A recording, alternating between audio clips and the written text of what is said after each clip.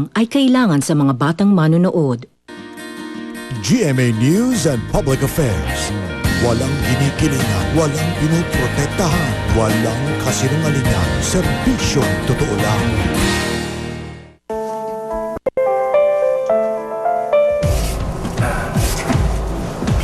So, mag-exercise yung pa eh. Marami pa natatabong kasi sa naiinom niya eh. Hindi mo na mapainom na ng ikaw magpapainom. So pagsisilbihan niyo siya hanggang sa huli? Hanggang buhay siya ka ako, hanggang buhay.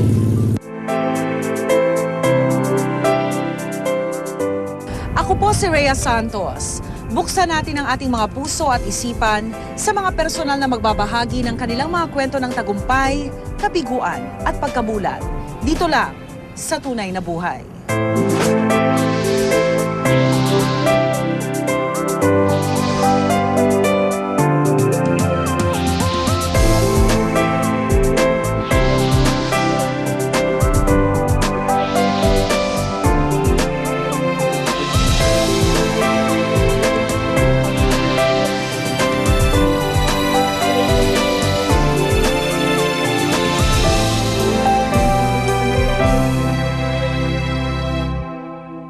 Halos 7 taon nang may kakaibang sakit si Lourdes Marie na ang tawag ay Korea na nagdudulot ng walang humpay na paggalaw ng kanyang katawan. Sa kabila nito, wala ring humpay ang pag-aalaga at pagmamahal sa kanya ng asawang si Adriano na isinapuso ang sumpaan nilang magsasama sila in sickness and in health. Gabi-gabi, mahimbing ang tulog ng mag-asawang sina Aling Lourdes at Mang Adriano Marin. Pero pagising nila kinaumagahan, ibang larawan na ang inyong makikita. So, mag-exercise yung pa eh.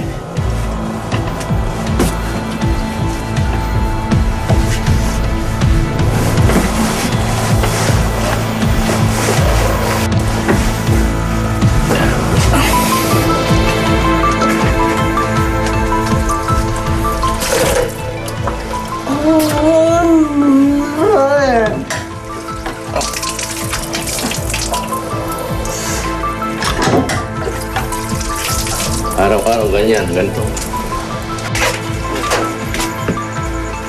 Tay, pagka sa kape po, hindi ko po baka pumapagod siya. Ano ba? Hindi. Konting may halo naman tubig na malamig yan eh. Katamtaman lang init. Marami pa natatabong kasi sa naiinom niya eh. Hindi mo na mapainom na ng ikaw magpapainom. Paano niyo ho siya kinilala?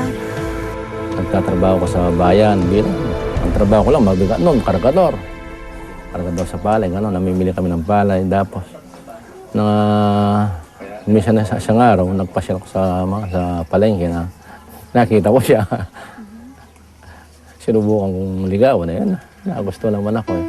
Ano ang itsura ni Nanay Lourdes noon? Paano niyo ho ilalarawan yung itsura niya? Noong mga 19 siya, medyo mataba siya, bilog ang mukha. Magandang katawan. Pero ang napansin ko, mas lalo siyang gumanda nung nag-asawa na kami. Basta nakapag-pulbo siya, ayos na. Hindi na marunong mag-makeup yan, hindi na nagli-lipstick. Pero maganda. Pero maganda. 30 taon ng kasal sina Mang Adriano at Aling Lourdes. Love at first sight daw ang kanilang kwento. Mayroon na silang 4 na anak ngayon. Noong panahon na masaya kami doon kasi lalong-lalo na mga bata pagkasama namin. Siyempre siya malakas, walang sakit. Medyo masaya ang pamilya noon. Hindi kagaya ngayon na ako lang ang nag-isang na kumakayod. Bali babae ako, lalaki. Ganun eh. Sa mga bata akong nag-ano sa mga sa pagbabudget, sa pag-aaral ng mga bata. Ako lahat. Kaya medyo mas mahirap ngayon kaysa noon. Ipan.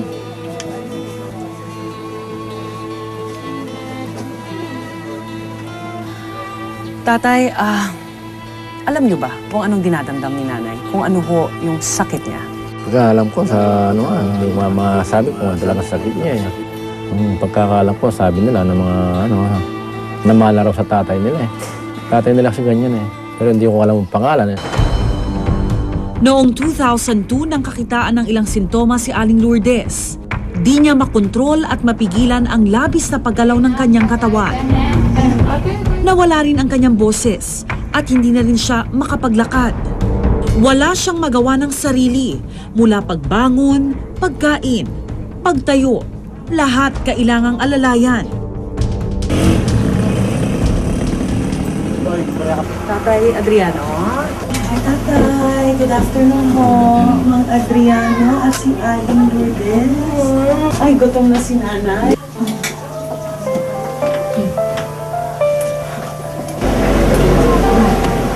Nanay? Nanay, masarap ba kinakain nyo? Paborito nyo ba yan? Gaano ho kalakas si Nanay dati? Ang malakas siya, nung malakas siya, kaya kanyang ipapasan yung pali sa akin. Kaya niya, malakas siya. Lahat ho ng gawaing bahay siya rin ho? Oo, siya, alam mo lahat. At sinasabi niya nga, nakapag-abroad ba siya? Bakit niya ho kinailangan mag-abroad? Oh, sa kasulan kasi noon, walang trabaho dito, walang hanap buhay. Saka yun ang pinakamagandang paraan para kasi kung medyo mataas ka yung sahod, gano'n. Ako naman, hindi ako makalis eh. Siyempre, kulang sa pinag-aralan, high school graduate lang ako. Sa aming pagsasaliksik at base sa mga nakausap naming mga doktor, Huntington's disease o Korea ang sakit ni Aling Lourdes. Ang Huntington's disease is a degenerative disease, no? Actually, meron siyang tinatawag na triad. Para mo masabi na meron kang Huntington's disease, meron ka dapat ng family history of the disease, number 1. Number 2, meron kang involuntary movement, yung tinatawag namin Korea. Ito yung irregular, involuntary, jerky movements, asymmetric. At saka yung pangatlong component niya yung tinatawag na behavioral changes at saka dementia. Genetic o namamana ang Korea. Nasa katawan na raw ito ng pasyente mula pa nang ito'y sanggol. Pero lumalabas lang ang mga sintomas sa edad 30 pataas. At habang tumatanda, lumalala ang kondisyon ng pasyente. So, pwedeng magsimula muna ng kunting movements lang sa isang parte ng katawan, tapos as the disease progress, lalong lalala, tsaka magiging buong katawan maapektuhan. Ayon sa mga kaanak ni Aling Lourdes, 7 silang magkakapatid at lahat sila mayroong Korea. 2 sa mga ito ang namatay na, dala na rin ang komplikasyon nito. Ito si Aling Tessa, ang nakababatang kapatid ni Aling Lourdes. 46 na taong gulang na at nagsimula na raw lumabas ang mga sintomas. So, hinahayaan na lang ho na lumabas ho kung ano man sintomas. Wala pa kayo sa punto na kailangan kayong alagaan. Wala pa po. Dahil kaya nyo pa. Oo. Yun lang na yung salita ko, gano'n. Kaya kuminsan na magaro ng konti. Pati kuya, dring na yun. Minsan ba sinusubukan yung kontrolin yung sarili nyo? Hindi ko man po alam na ganyan ang ko.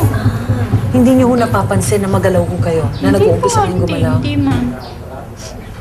Kahit yung mga sinasabi sa akin. Pero hindi ko man nala. Sa buong mundo, itinuturing ang Huntington's disease o Korea na ika-6 sa pinakamalalang sakit na namamana. Asian countries, Southeast Asia, medyo uncommon siya. Pero in the Western countries sa US, reports nila is about 6 in 100,000. Ayon pa sa mga eksperto, bihira ang mga Pilipinong nagkakaroon ng ganitong sakit. Ang pamilya na nakita ko nito, simula-simula, siguro mga 4 lang na pamilya parang na nakita namin na may ganito. Si Tita Lourdes, nung liniligawan pa lang ni Tito, walang siyang sakit. Normal siyang tao. Malakas yan. Kwento namin. Bait yan, wala kang masasabi dyan. Bakit ho kayo nagdesisyon na siya na yung babaeng papakasalan niyo? O siyempre, talagang siya nang mahal kong talaga eh. Naalala niyo pa mo ba yung pangako niyo sa kanya sa dambana? Oo, kaya nga ginagawa ko ngayon eh. Di ba sabi ng ang kamatay lang ang pakiwalay, gano'n na sinasabi. Siyempre, naisip mo rin yun kasi unang-una, nung malakas pa siya, siyempre, kung anong kaya niyang gawin sa akin, ginagawa niya, sineservisyuan. Yun ang naalala ko. Kaya Ganun ang ginagawa ko sa kanya ngayon. May gamot. Kukontrol na konti. Ngayong buwan ng